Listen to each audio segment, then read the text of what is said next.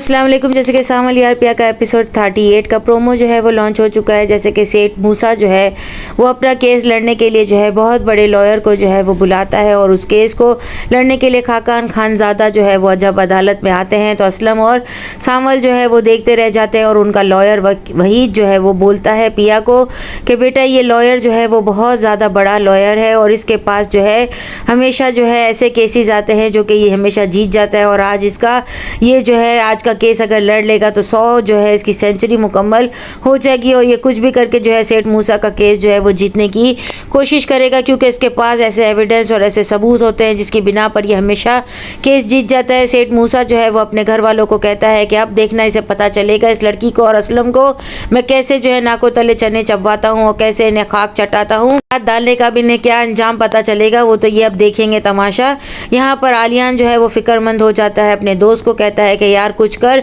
और सबूत मालूम कर। उसके पास जो है वो पुरानी 22 साल पुरानी एक ऐसी तस्वीर हाथ लगती है जिसमें उसके बाप को हथकड़ी पिना कर जेल ले जाया जाता है। वो देखकर सोच में पड़ जाता है कि मैं इस पर यकीन करूं, खुशी महसूस करूं या शर्मिंदगी महसूस करूं। इसका बाप जब अदालत में बुलाया जाएगा तो वो खुद भी मास्क पहन कर वहाँ पर जाएगा और पीछे ही बैठा होगा सेठ मूसा जो है बड़े गुरूर और तने के साथ जो है वो अपने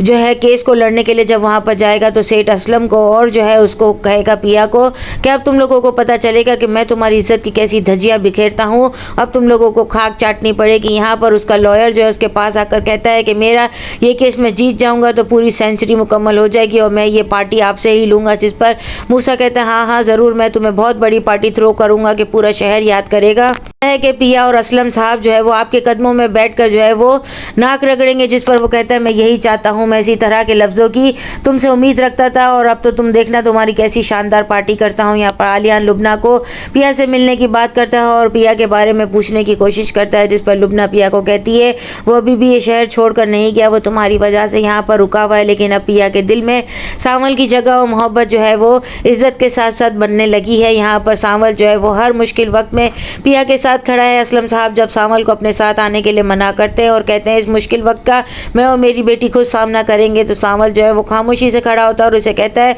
आपको क्यों ऐसा लगता है कि मेरी जो है वो ज़िंदगी मुश्किल हो गई है, मैं आप लोगों का हर सूरत में साथ देना चाहता हूँ। यहाँ पर आलियान अकेले में कुछ वक्त अपने आप को देना चाहता है और उसका बाप जो है उसकी बेगम को कहता है कि क्या आलियान मुझ पर शक करता है और मुझे बुरा समझता है। जिस पर उसकी बेगम जो है अपने बेटे को कहती है तुम अपने बाप पर इस लड़की की वजह से क्यों इल्ज़ाम लगाते हो, क्यों शक करते हो। वो पिया से मिलने के लिए जाता है और दोनों चाय पीते हैं जिस पर वो उसे कहता है जब भी कोई आपका नाम लेता है तो मेरा बस नहीं चलता कि मैं जो है उसकी जान ले लूँ। जिस पर पिया हंसने लगती है और फिर कहती है तुम्हारा बस नहीं चलता होगा कि तुम उसका गला दबा दो। यहाँ पर वो दोनों हंसते हुए जो है वो एक ही कप चाय का जो है वो शेयर करते हैं। सेठ मूसा का लॉयर जो है वो जो है सेठ दाऊद को कहता है कि कुछ ऐसे हकायक जो है वो सामने आने वाले हैं जिसकी वजह से मुझे ऐसा लगता है कि आपका केस कहीं मुश्किल में ना पड़ जाए। जिस पर सेठ मूसा कहता है ये तुमने क्या बात कर दी, यहाँ अदालत जो है वो अब क्या फैसला सुनाती है, पिया किस तरीके से केस जीतती है। और सावल को जो है दूर रखने के लिए जब कहा जाता है तो पिया ही उसका साथ देती है और कहती है हम सब एक दूसरे को जानते हैं, सावल हमारे साथ हर सूरत में चलेगा और मैं भी